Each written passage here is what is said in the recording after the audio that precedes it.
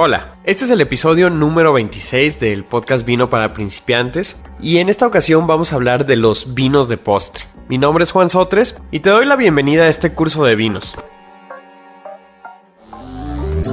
Vino para Principiantes es un curso completo de educación sobre el vino y todo lo relacionado con su fascinante mundo. Vino para Principiantes. Una variedad y una región en cada emisión. Frecuencia Cero. Digital Entertainment Network.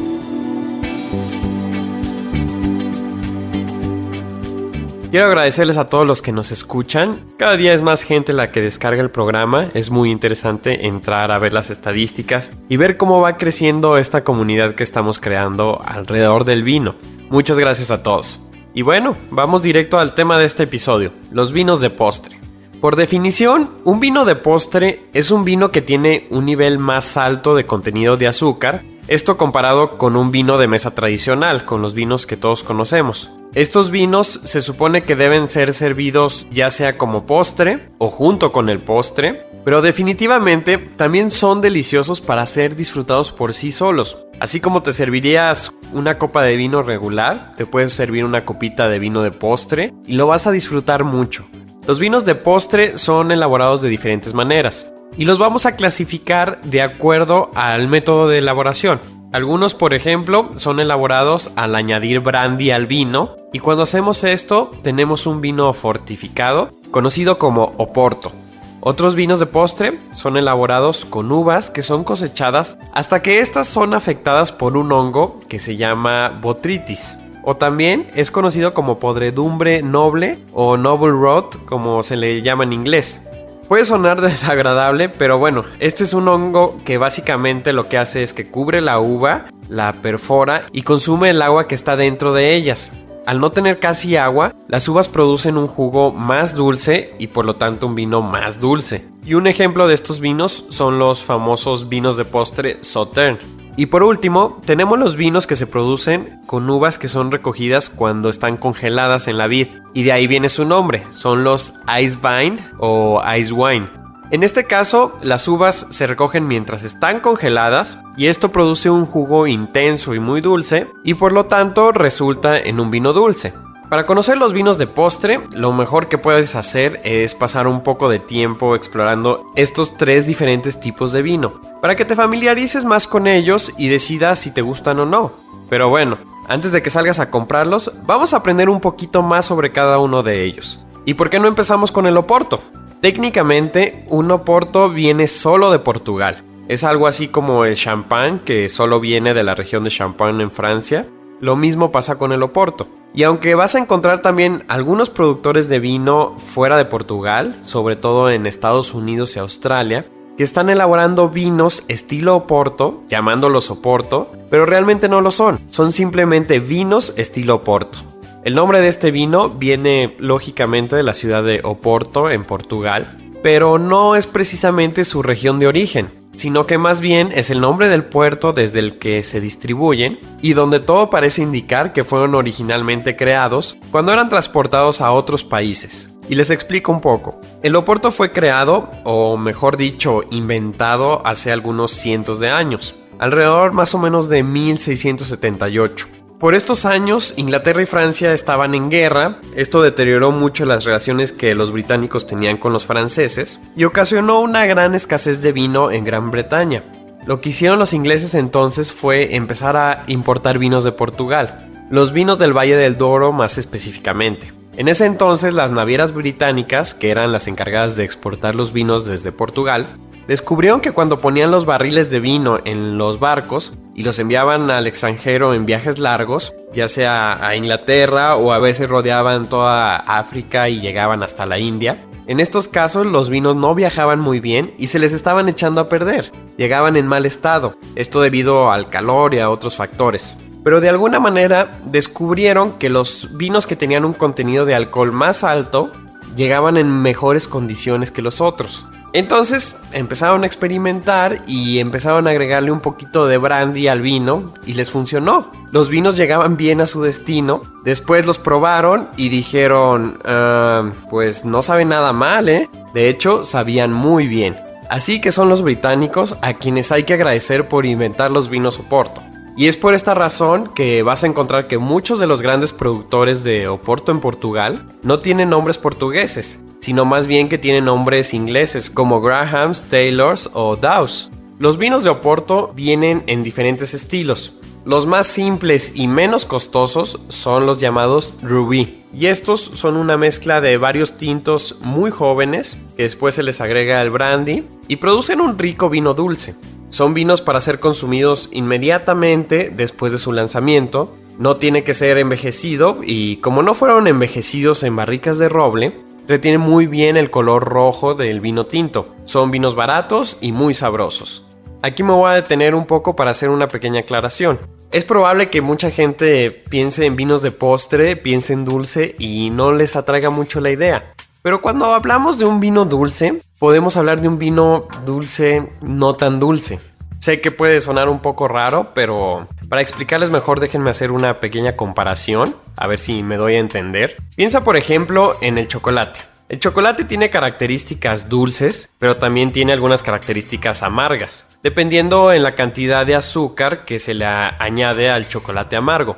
Y es esta combinación de lo dulce con lo amargo que convierte a los chocolates en un sabor muy interesante para el paladar. Lo mismo pasa con los vinos dulces. No son puramente dulces, así como si tuvieras un caramelo, por ejemplo, sino que tienen elementos dulces, pero también tienen un cierto amargor, producto de los taninos y otros elementos, que crean esta interesante combinación de sabores. Así que cuando hablamos de vinos dulces, si no eres una persona de postres o de dulce, no tienes que pensar, no, a mí nunca me gustaría eso, es que a mí no me gusta el dulce y no me va a gustar un vino dulce.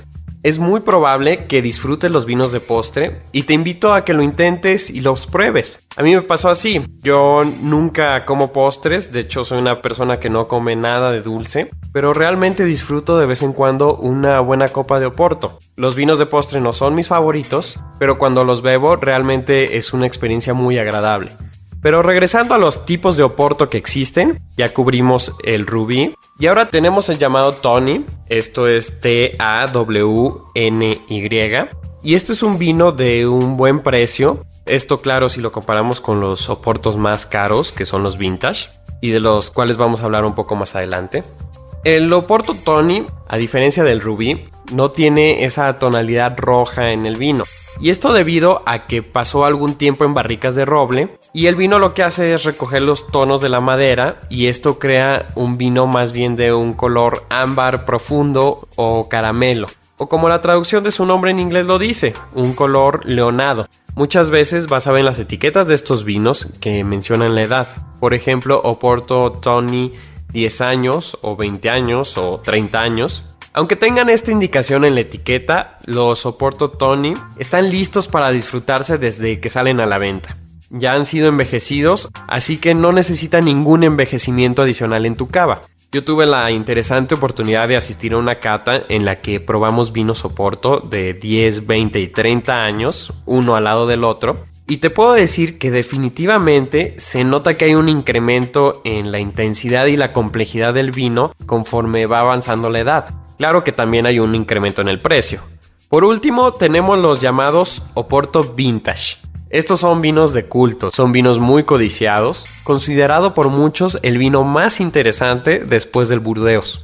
En estos vinos vintage vas a encontrar el año de la cosecha marcado en la etiqueta. Por ejemplo, va a decir 1997 o 2003, que fue un excelente año para Oporto. Y estos vinos son elaborados por los productores de Portugal solo cuando la cosecha es realmente excepcional. Y como ya hemos visto a lo largo del curso, esto no sucede todos los años. Los Oportos Vintage se embotellan un par de años después de la cosecha, pero están pensados para que se envejezcan en la botella durante muchos años. Y estoy hablando de mínimo 10 años. Hay Oportos que dicen que llevan hasta 100 años, muchos de ellos sobreviven a sus propios dueños, y este envejecimiento se hace con el fin de que el alcohol del brandy se integre de una manera adecuada con el resto de los componentes del vino. Estos, por supuesto, son los Oportos más caros que existen, pero los seguidores de estos vinos dicen que valen cada centavo de lo que cuestan. Por ejemplo, puedes tener una botella de 30 o 50 años de Oporto Vintage que se puede vender por varios cientos de dólares. Y por lo que he escuchado y leído, te puedo decir que es un vino impresionante, aunque la verdad yo nunca he tenido la oportunidad de probar uno, pero espero hacerlo pronto. Existen otros tipos de Oporto como LBV, Vintage Character, entre otros, pero por el momento solo quedémonos con estos tres, con el Rubí, el Tony y el Oporto Vintage. Como mencioné anteriormente, también se elaboran estos vinos estilo Oporto en Estados Unidos, Australia y en algunas otras partes alrededor del mundo. Es cierto que son muy similares a los vinos portugueses en características y son vinos muy buenos, pero técnicamente no son verdaderos Oporto. Y ahora que conoces ya un poco sobre los Oporto, podrás preguntarte ¿con qué me puedo tomar estos vinos? El Oporto tiende a ir muy bien por sí solo, definitivo. Pero también lo puedes disfrutar con postres de chocolate, por ejemplo, u otros postres fuertes. Para mi gusto, no creo que vayan a maridar muy bien con postres más ligeros. Y esto porque el Oporto es un vino grande y muy pesado para este tipo de postres. Pero como siempre, te invito a que experimentes con tus propios maridajes y veas qué te gusta. No tomes lo que a mí me gusta como ejemplo o como una regla, ni lo que digan los demás, sino que descubre lo que a ti te gusta. No tengas miedo de experimentar, es lo bonito del vino y no va a pasar nada si te equivoques. No hay que olvidar que el propio Oporto puede ser el postre. A veces no hay nada como una buena copa de Oporto después de una comida. O puedes incluso disfrutar el Oporto por sí solo, como ya lo dijimos. Es una excelente bebida para pasar una tarde. Imagínate sentarte frente a una chimenea con un buen libro y acompañado por un vaso de Oporto. Esta es una excelente manera de pasar la tarde. Vino para principiantes. Salud. Dejemos atrás el mundo del Oporto por un momento y vamos a entrar en el mundo de los vinos de podredumbre noble o botrytis. Estos son vinos que son elaborados al cosechar uvas que han sido infectadas con el hongo botrytis. Sé que algunos de ustedes pueden escuchar esto y les va a sonar un poco raro o incluso desagradable. Pueden decir esto definitivo a mí no me va a gustar o no quiero tomar un vino que fue atacado por un hongo. Pero piensen un momento, por ejemplo, en los quesos, en el blue cheese, por ejemplo. Este es un queso que tiene un hongo en él y es este hongo el que lo convierte en una delicia. Lo mismo pasa aquí con el botrytis, o como se le conoce también, podredumbre noble. Este hongo lo que hace es que las uvas pierdan agua y que éstas se conviertan un poco en pasas. Cuando estas uvas son cosechadas y después prensadas, resultan en un jugo con un alto contenido de azúcar y fermentan muy fácilmente. Lo que el productor de vinos va a hacer aquí es detener el proceso de fermentación en un punto tal que va a dejar un cierto contenido de azúcar residual en el vino. Este estilo de vinos normalmente son elaborados con uvas blancas. Los más famosos, como ya vimos, vienen de la región de Sauternes, en Francia, donde mezclan la uva semillón con la Sauvignon Blanc para crear estos deliciosos vinos de postre. Pero no forzosamente tiene que ser un Sauternes para probar este estilo de vinos. Puedes también encontrar estos vinos en Australia, en Estados Unidos, en Nueva Zelanda y otros lugares. Comúnmente son elaborados con Riesling o alguna otra uva blanca. Si recordamos un poco el episodio número 3 en el que hablamos sobre la uva Riesling, y si eres un fan de los Riesling alemanes y tienes un poco de dinero para gastar, puedes buscar entonces un TBA o Trockenbeeren Auslese, el cual es un vino de postre muy intenso y muy dulce. Algunos dicen que incluso más dulce que el Eiswein. Los vinos elaborados con este método son ligeros y maridan muy bien con postres más ligeros como un crème brûlée o una tarta de fresas, por ejemplo. Yo los he llegado a probar con postres de chocolate o un poco más fuertes y para mí no es tan buena la combinación, no se me hace que sea el complemento de sabor más correcto para estos vinos. Pero igual, experimenta y tú decide con qué te gusta acompañarlos. Y al igual que con el Oporto, estos vinos también son geniales para disfrutarlos solos. Son vinos un poco más frescos, los puedes tomar a una temperatura más baja. Me imagino, por ejemplo, en una tarde de verano, en un jardín o en una terraza, disfrutando una copita de vino de estos. Y ya que mencionamos la temperatura, no hay que olvidar que mientras que el Oporto se sirve usualmente a temperatura ambiente o un poquito más abajo que temperatura ambiente, estos vinos blancos de postre de podredumbre noble deben ser servidos definitivamente después de enfriarlos. No tan fríos como a temperatura de refrigerador o frigorífico. No lo quieres tan frío, sino que más bien lo que podemos hacer es mantenerlo en el refrigerador y antes de tomarlo, sacarlo, servir una copa y dejarla reposar unos cuantos minutos. Con esto el vino va a subir un par de grados y va a quedar excelente para beberlo. Y vas a ver que son vinos deliciosos. Y hablando de deliciosos y de vinos fríos, esto nos lleva a los Ice Wine, que también deben ser servidos fríos. Los Ice Wine o vino de hielo o Ice Wine son, como ya lo mencioné, vinos que se elaboran de uvas cosechadas mientras todavía están congeladas en la vid. Esto justo al finalizar el invierno. Las uvas entonces son prensadas mientras todavía están congeladas. Y con esto se obtienen unos vinos intensos, muy dulces y extraordinarios. Yo los podría describir como oro líquido. La mayoría de los Ice Wine son elaborados igual con uvas blancas, pero también podemos encontrar por ahí algunos tintos. Los Ice Wine tienen su origen en Alemania y en este país las leyes de vino, como ya lo vimos, son muy estrictas. Y por ejemplo, en el caso de los Ice Wine regulan cuándo se pueden recoger las uvas e incluso definen la temperatura que debe de haber en la noche en que las uvas son seleccionadas. En Alemania, estos Ice Wine son elaborados con la uva Riesling. Son simplemente los mejores Ice Wine que hay.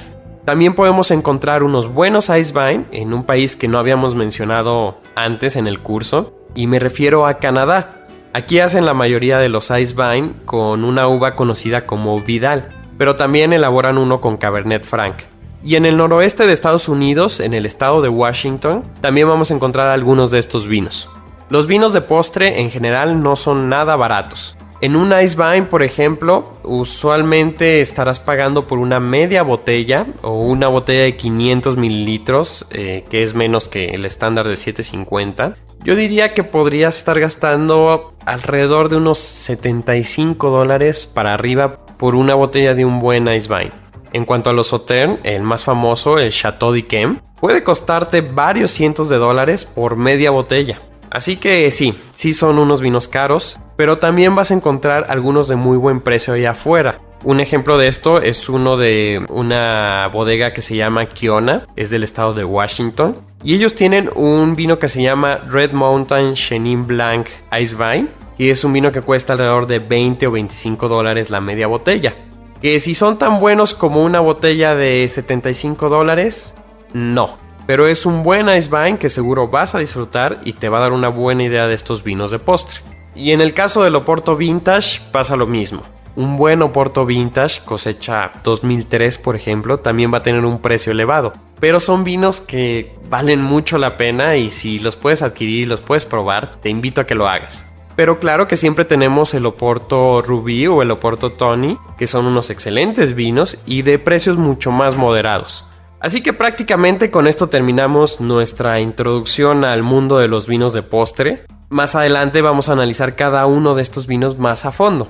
Y el día de hoy también tenemos una pregunta de uno de nuestros podescuchas. Y esta tiene que ver con el almacenamiento de los vinos de Oporto después de ser abiertos. ¿Cuánto tiempo puedes mantener una botella de Oporto una vez abierta? Bueno, como estos vinos son diferentes al vino de mesa tradicional, al vino tinto seco que todos conocemos, un Oporto no se va a oxidar o volverse malo tan rápido en comparación con un vino tinto regular. Así que una vez abierto, yo diría que fácilmente puedes poner tu Oporto Rubí o Tony de vuelta en tu cava por, digamos, un par de semanas sin que vayas a notar un cambio muy importante en el vino. Claro que lo más recomendable es en los primeros 3 días, pero lo que sí es seguro es que son vinos que te van a durar mucho más tiempo que un vino tradicional. Después de todo, así fue como se inventaron. En el caso del Oporto Vintage, yo no tengo experiencia en esta área, nunca he tenido una botella de Oporto Vintage en mi cava, así que no voy a inventar ninguna respuesta, pero probablemente lo que yo haría aquí sería tomar la ruta segura. Y esto es sellar la botella después de abrirla, igual con una bomba de vacío o algún otro método. Tal vez sea innecesario, pero como un Oporto Vintage es mucho más costoso, entonces yo me iría a la segura y no tomaría riesgos. Bueno, con esto terminamos nuestro episodio número 26. Quiero agradecerles otra vez a todas las personas que nos escuchan, a todos los que nos escuchan también por primera vez, que veo cada día que va aumentando la audiencia del programa y eso me da muchísimo gusto. Quiero invitarlos también a hacerles una invitación muy especial a que dejen sus comentarios en la página del programa. Veo las estadísticas todos los días y veo que entra mucha gente a la página, descargan el programa, pero son muy pocos los que dejan un comentario. Así que los invito a que nos digan qué piensan del programa, si creen que podemos hacer algo para mejorarlo, si estamos haciendo algo mal, si les gustaría alguna nueva sección, que tratáramos los temas de alguna manera diferente, o de qué les gustaría que habláramos. Todos sus comentarios y sugerencias que nos hacen llegar por correo son siempre muy importantes para nosotros y los tomamos muy en cuenta para seguir dándole forma a este programa. Así que, aparte de los correos que nos envían a la dirección del podcast, los invito a entrar a la página en www.vinoparaprincipiantes.com y dejarnos sus comentarios. Pueden también, si gustan, grabarnos alguna pregunta e enviárnosla y nosotros la publicaremos en el programa para después responderla. Con esto ahora sí terminamos nuestro episodio. Los invito a que dejen de lado, aunque sea por una semana, los vinos de mesa seco, los que estamos acostumbrados a tomar, y prueben estos extraordinarios vinos de postre de los que hablamos en el capítulo. Estoy seguro que a muchos de ustedes les van a encantar. Así que hasta la próxima. No olviden siempre tomar lo que les gusta, seguir probando nuevas cosas, y todo lo demás es solo comentario. Vino para principiantes es un curso completo de educación sobre el vino y todo lo relacionado con su fascinante mundo. Vino para principiantes. Una variedad y una región en cada emisión. Frecuencia Cero. Digital Entertainment Network.